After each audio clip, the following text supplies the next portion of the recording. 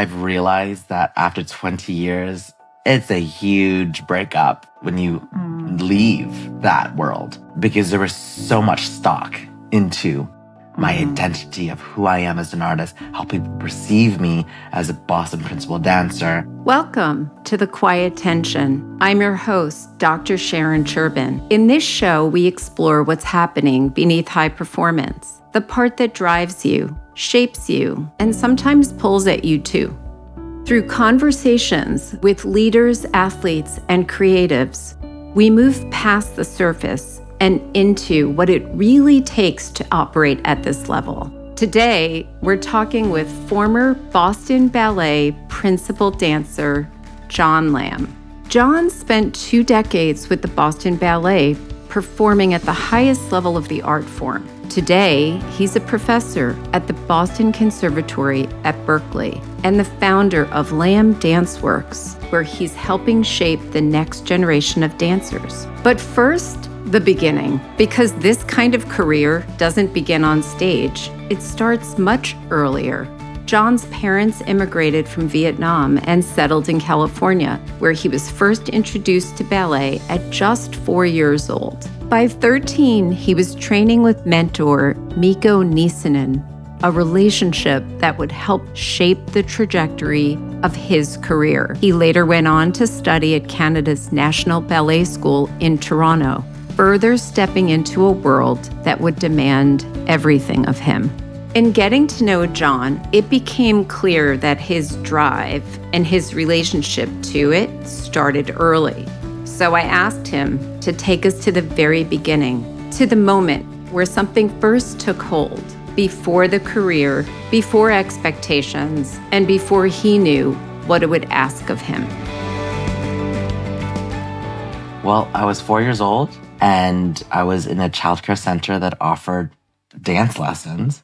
And I decided, hey, I'm going to try it out. It's free. All I was always told as a child is, if it's free, I can do it. If it's not free, we can't afford it. I arrived thinking there were other boys. And I arrived and there was only me, myself, and I and a ton of girls. So I told them, you know what? This is not for me. I don't want to do it. But they said, hey, why don't you just wait? We're going to go on a field trip. So we went to a field trip to San Francisco. And that's when I saw San Francisco Ballet.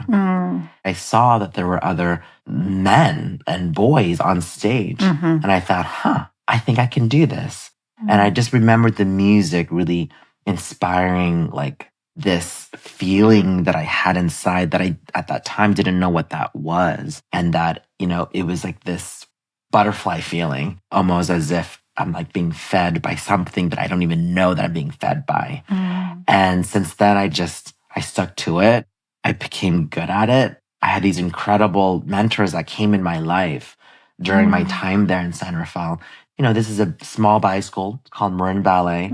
That's where I first met my first teacher, Svetlana, who gave me more or less the foundation of ballet aesthetics, of like what looks good, what doesn't look good, at a very young age. And then that's when I met Mikko Niisinen at age 13. Okay. So Mikko Niisinen was a principal dancer at San Francisco Ballet. He retired and then he became the artistic director at Marin Ballet where I was at. And that's my first experience with a male teacher. My teachers were always female. So I never really had a male role model. And Mikko was my first.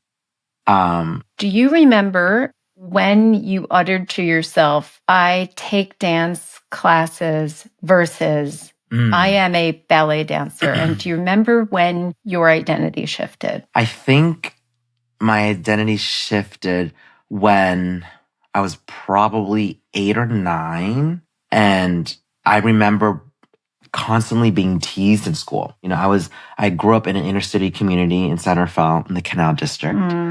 And these communities are not so forgiving when you have a boy do dance. I think it's a little different now. But I remember it was my 4th grade teacher. So I must have been 8 or 9. She asked me if I'd want to do like a performance in the classroom. And I said, yeah, I want to do it. I want to do it. I was always a child that was very shy. I kept to myself, didn't want any trouble. I always ate lunch on my own. I didn't have many friends. And I remember being like super nervous and super scared. So we had the whole classroom like sit in a circle essentially. And then she would play something. I didn't even know what she was playing. She just played classical music. And I just danced like without having any real concept of like technicalities or whatever. It was just more just like breathing. And I feel like at that time, when I look back and reflect back, I think that's when my inner voice was like, this is what I'm supposed to do. You know, like it didn't feel like it was forced. Yes, I was nervous, but yet it was like so natural for me to just dance and to let go. Did you earn any of your peers' respect when you actually showed them that you're really good at something? Because I have noticed that there is a value amongst kids, at least in 2026, and I know you're raising 2 sons for yourself. There's almost like an ethic that I need to find the thing that I'm really good at. And I think that there is like a new level of respect than there had been. Right. Did anything shift with the teasing? I think sadly, no. Which makes sense. Right. I think that the respect that I gained more or less were from all the teachers and my principal realizing this child like has something to offer, and that's fearless. And that's willing to just go for it. Because then it became a thing. Like we would do assemblies and it was like the whole school. And then it's all of a sudden like I'm dancing in front of like the entire elementary school with their parents. And so when I think about it, I'm like, no, I don't think that teasing up better. I don't think that I earned more or less respect from it. But I also wasn't seeking for it. I think at the time I didn't have any...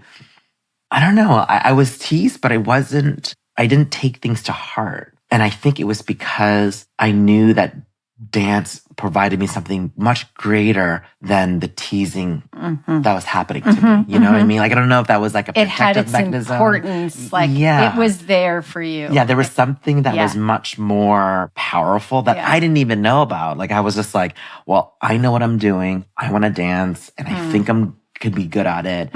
And I have like this idea of what I want to do. And yeah, kids were making fun of me and stuff like that, but it didn't make me sad, I guess. So I want to underscore one tiny thing you said that I'm not sure if you noticed you said. So we were answering the identity question. Like, when did I really start to come into an identity that I am a dancer, I am a ballet dancer? And what you said is you got the respect from the teachers, like the institution of school. Correct. Could see. Like, even if your peers couldn't see, other people around you could start to see that you had a gift. I often think that when we develop as high performers, it takes almost being seen for our own like internal recognition. So you said you were seen as fearless. And that's not a small thing to say about like an 8 or a 9-year-old who's willing to put it all out there, especially within those conditions. And you chuckle because fearless must still be a part of who you are now. Yeah, I think so. I think so. I mean, when I think about it now, what I did as a young child in the context of like being in an inner city community, being in a community that doesn't have a lot of resources for arts, right? I was like this, I would say, crazy, fearless child. Like I would dance, and then all of a sudden I would create like these ballets. And then I was Cinderella, and I was a prince, and I was a jester, and I was like doing all these like exploratory artistic things. I think the fearless came out because the adults that were surrounding me allowed that to happen. And I think that because there was no real arts education in my community, they're like, this kid just wants to dance. Let him dance. It's not hurting anybody. I'm not hurting myself. I'm not hurting anybody else. I'm more or less in a safe environment. What can he do? He's just dancing. So I think that like tornado of all the aspects that came around me at a young age kind of allowed me to propel into this like fearlessness, because I'm like, well, no one's saying no. The mentors that I met that were guiding me just happened to be at the right time at the right place. I met Miko at 13. He left. A lady named Cynthia Lucas took over. And that was when I was 14. And then she told me, you need to go to a pre-professional ballet school. She was from National Ballet. So she was the introduction to Canada's National Ballet, sent me there. When I look at my career, how it all happened, ended up going to National Ballet School, got this amazing 3-year ride there on full scholarship because my parents was like, you can't go. We can't afford it. And I went there, and that's when Miko also came at my graduation, when I graduated in grade 12, when he took over Boston Ballet and invited me to come to Boston Ballet. And I arrived at 18 and then had my career.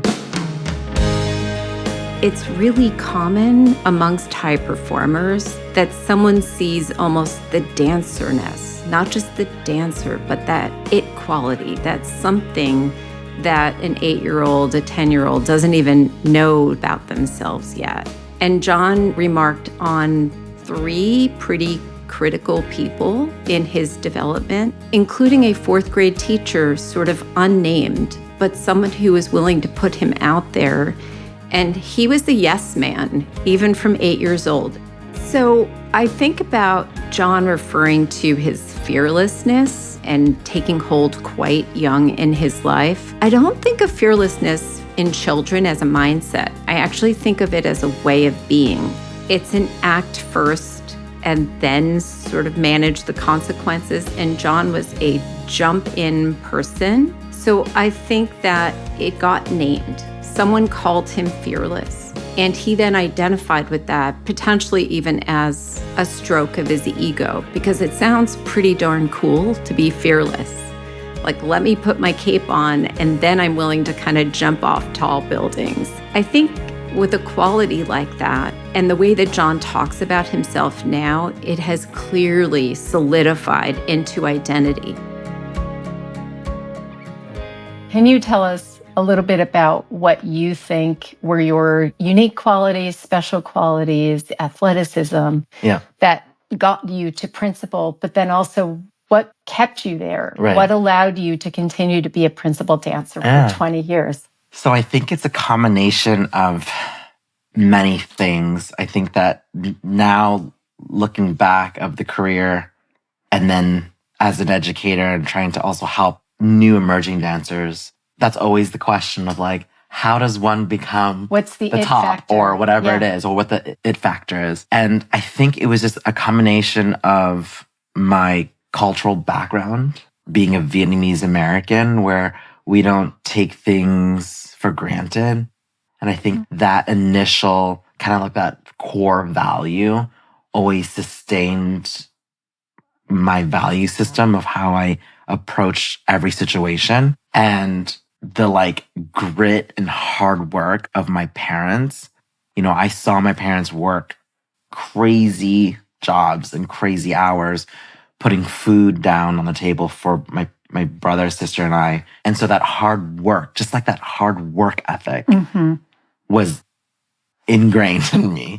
So it's like being grateful, humbled, and working super hard. And I'd want to go back to kind of fearless, because maybe there's some magic in humility, hard work, like where you step out of your own way and you really stay committed and do the detail work. But there's like a energy that you bring when you dance. And I don't know if it's more than fearless, but what else do you channel, do you think? I think we're spawning on the term of artistry. And I think artistry in any form, like what makes a Picasso? Yeah, that's exactly what we're trying to have you answer. Try to answer. What makes a John Lam? I think that it's really tough because it is part of your DNA of how you've been brought up, your lived experiences of how your lens was exposed to. And, you know, I didn't have like that family that would say, you need to go to practice, you need to do this, you need to like get that, you need to go. I had the complete opposite. It was all self-motivated. Like I had to go to class, I had to do these things, I had to get scholarships, I had to make sure that like I wasn't going to burden my family because I couldn't. There was like zero option, you know? So I think that because of that, the hunger of the work and the hunger of the art form gave me this like brilliant like environment that just kind of like allowed me to be fearless, because I think it's just letting yourself be and letting yourself go to figure out who that person is. And I think I still am trying to figure that out. I don't believe I can replicate what I offer on stage to someone else. Right. What I can do is show them what dance does to me in order for someone to be inspired. And by that inspiration, they can then take that antidote and figure out what that means for them. Right. And I think that's what happened for me in my life, where I would meet these mentors and they themselves had this beautiful artistic identity of themselves that were iconic. And they would just allow me to figure out what that meant. So, John, who were you without the Boston Ballet? Oh, God. I'm still trying to figure out who that is. I'm trying to figure out who that person is. I've realized that after 20 years, it's a huge breakup when you leave that world, because there was so much stock into my identity of who I am as an artist, how people perceive me as a Boston principal dancer. Once you can see the title former principal dancer, it was hard. You know, I think I still don't think that I've grieved enough on it. For me, I needed to move forward because I needed to figure out what my next life, my next career would be. I see the good things about being only 41, and now I'm doing two different careers at the same time, where I'm being a professor and I'm being a founder of a nonprofit dance company. But still figuring out like who that John is tough. I'm still trying to redefine who I am as an artist on stage with these singular performances where I've used to dance thousands of shows in a year. I'm only going down to one show a year. So like, what does that mean? Who's that dancer? What has that dancer gone through? And then also just like, what's my agency? My first year at the conservatory, that allowed me to understand that I don't need Boston Ballet to define who I am. And being in that front of the studio point of view allowed me to realize I have a lot to offer, and that I'm not just this dancer, and that I have so many things to offer. I think that because I gave myself a year, I knew I needed something else. And that's what came to Lam Dance Works, where it's like, I have the conservatory, I kind of have that under my belt. I understand the animal that I'm playing with, that I'm doing. Now it's taking care of more of the evolution of like who John is as an artist, rather than an instructor. Because it's like twofold, you know, like there's the instructor part of me where I'm giving back into education, but then there's like the human identity. It's almost, I don't think it's an identity crisis, but it's more just like figuring out what that identity is. But I knew I gave myself a year to figure that out. And so you were at the conservatory for 1 year. 1 year after I left Boston Ballet. And you started to conceive. Where in that post-Boston Ballet timeline did you also generate the idea of Lam Dance? Was that brewing and you just didn't pull the trigger on it? No. Well, so the initial thought of like, okay, I need to close this chapter at Boston Ballet. And that was about 2 years prior to taking my last bow with Boston Ballet. I was in the middle of, it was at the end of my bachelor's, and I was going to do a 2-year program to get my master's. That's when I decided. So when I decided to get my master's, that was in my head. I need to consider closing this chapter. And, you know, everything was going well. My body was doing well. I was getting the roles. I was dancing. Everything was great. You're at the top of the game. Everything was, and, you know, I was also repeating roles that I've done already many times. So there wasn't something that was like, nothing that was very new. And I think think I'm a type of person where if things become too repetitive, I just get bored. And the last thing I want to do is be bored. And that's when BOCO reached out and said, hey, why don't you come teach a master class? And that's when the idea sparked and said, could I actually have a career in academia? Like, what does that mean? I had no idea what that meant. But sooner or later, I found out that jumping into an academic track is very cushy. It's very stable. There's a reunion. Something that a career for a dancer where you're on opposite. Correct. 10 months Correct. and then off 2 months. I never knew what a true salary was. Like Boston Ballet, we had, we were always laid off in the summer. So we're like trying to figure out all the different guest things that you're doing, trying to journey all the money you're doing to like sustain yourself for the next 2 months or 3 months or whatever it is to cover rent, all those things. And with the conservatory, I realized, oh, I get paid like all year. So when the idea was presented and I dived into it more of what a full-time faculty member would be like, I didn't know if it would be the right fit. So I gave myself a year. But within that year, I always knew I wanted to be an artistic director. And I think that I didn't know where that would be. I think after the whole almost a year process of being like talking to every single board member and digressing on your ideas and everything, I realized I can wait. I can wait for an organization to come pick me up, or I can actually do something. And that's when Lam Dance Works came to mind, where I was like, I'm not going to wait. I think that that's the idea. And also with the limited opportunities, like in New England, right? There's a handful of places that would have felt like artistic director at the level that would give you creativity and challenge. And you have children and a family. And so the idea that, sure, you could move across the country for some position. Going and creating it locally. And you are a local name and you're a local brand. This is the best place for you to do that. So just to go back to one little thing here. Maybe your grieving isn't done. And we won't do that right now. It's fine. Dig deep. We'll do that at another time. What do you think it will take for you to have the space to not just be propelling forward, which it sounds like that's a little bit of your MO, like part of your transition away from the Boston Ballet was to go do big things and projects and explore. And in a very self-aware way that maybe all your grieving isn't done. What do you think that grieving might look like down the road? I haven't really dived into that. I guess the grieving part is to understand what I don't want. And I think that having to say yes to one person for 20 years was a lot. I think it's a lot for anyone.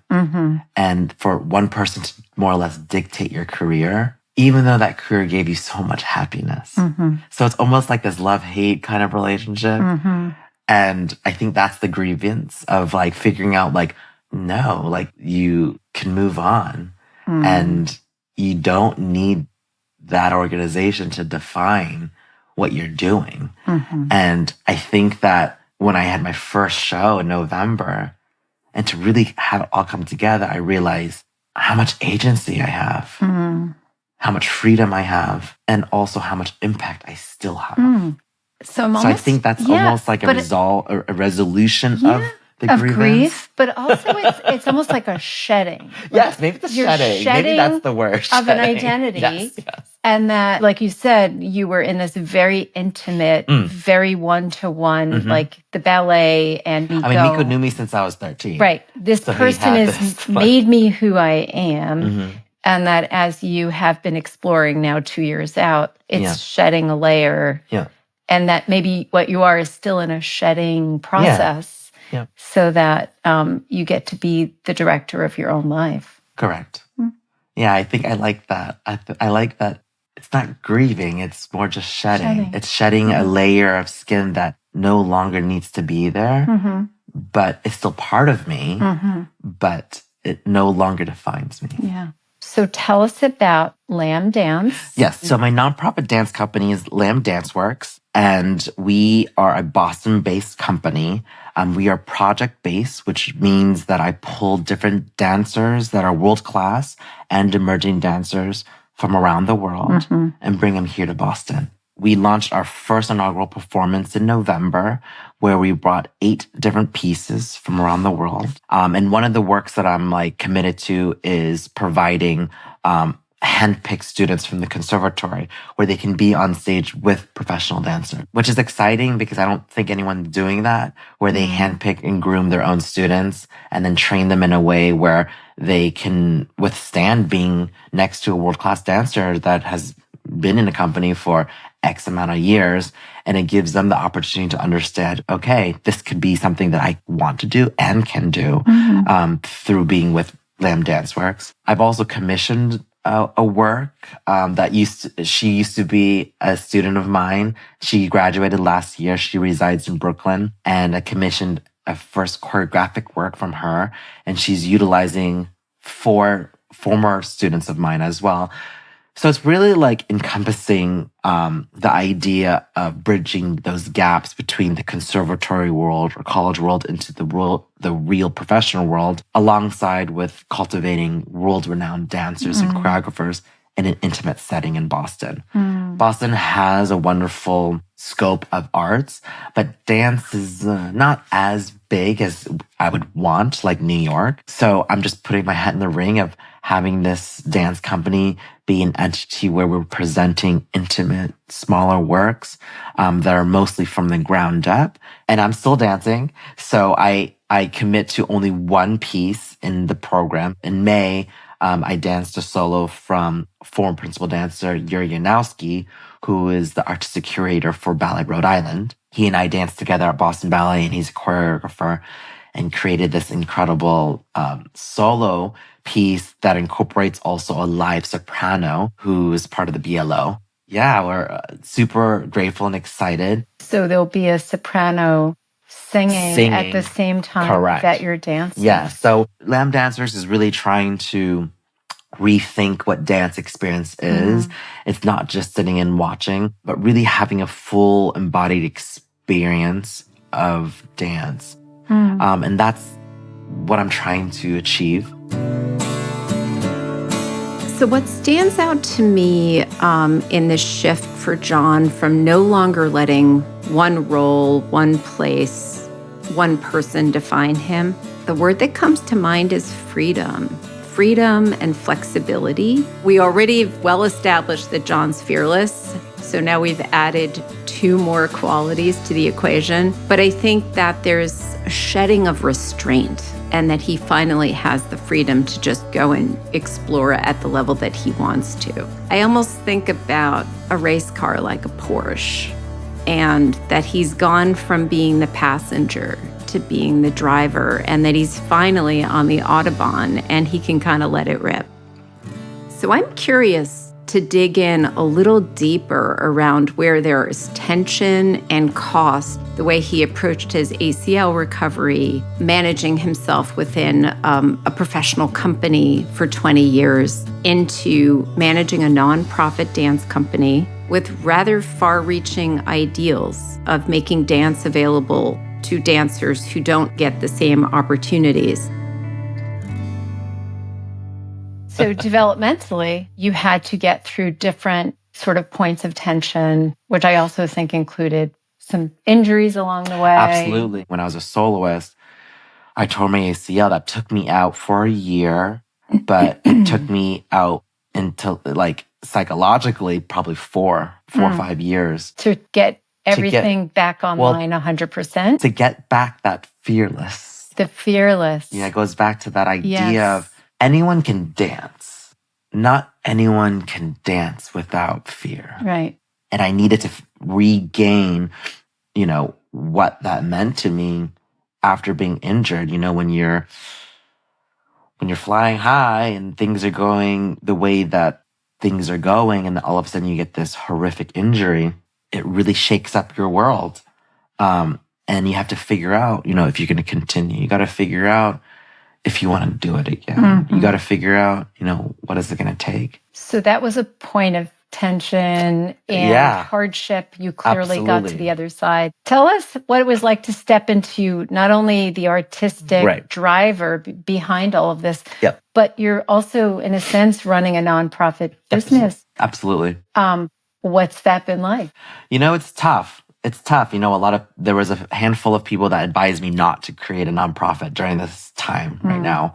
But I think it goes back to that fearless of like, you got to jump and see. And if you fail, you fail. Then you get up and you learn idea. And I thought, why not? If I don't do it now, I'm not going to do it later. And let's experience life. And so being the founder, artistic director of Lam Dance Works, and more or less the branding and the marketing and the development and all of it, I've learned a lot since its first inception performance in November.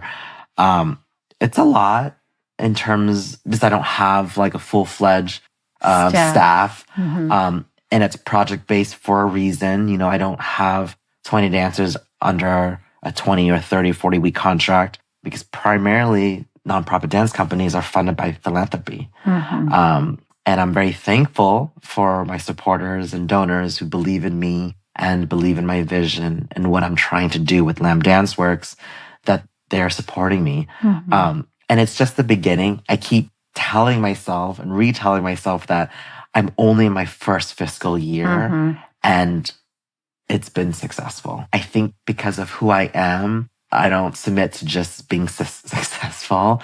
I'm always looking ahead. I'm always looking to figure out, what can we do better? How can we change? How can we learn? How can we evolve? Do you have a working definition of what success would mean now, not just for Lam Dance Works, but for John Lam? I'm a tough person to accept success or to accept being happy. I guess it goes back to like the tenacity and grit. Almost maybe it goes back like it's never enough. Yeah, I was just going to say that, I think maybe it's because, not to say that, I did have a fantastic career, but not to say that there has been many times where I didn't feel enough. Being an Asian male dancer, when you're going against primarily Caucasian dancers, you always feel like you're not enough, and I was the only Vietnamese American ballet dancer in a major ballet company. So I didn't have others to talk to and figure out, like, what does that mean? I set my bar very high, and that's the only way I can. I was always taught as a young, aspiring dancer with all the mentors that I had. I remember one of my dear, dear, dear mentors, Sergio Stabanci, when I went to Canada. I trained with him for 3 years. That was like a very coming of age year for me, 3 years. And he would always say to me, we can be good dancers. Anyone can be good dancers, but we want to achieve for exceptional dancers. Like, what is exceptional? And I never knew. I don't even think I even know what that means, but it's the struggle and process of trying to achieve what exceptional is what I think is finding that happiness. Because I think that if you result into just like being and just like saying, okay, I'm happy, I'm going to do this, everything's good, we're done, then you don't grow. It's kind of that same idea from another mentor of mine, Sorella England, who would always say to me that perfection is death. Like, why do we achieve, especially in the dance world where we're very body eccentric and everything is just visual. It's a visual art, right? So, you want to have this idea of being perfect. And she would just tell me, like, who wants to be perfect? It's so boring. If you're perfect, you can be a robot. I mean, AI can take over that. AI can't take over a human emotion of artistry, of how we feel at the present moment in time. And so these antidotes has kind of instilled into my forever value system. I think I thrive in stress. Well, I was going to say, there's people that don't thrive in stress, and people submit no, I can't do this. Many people think that the not good enough is like the secret sauce.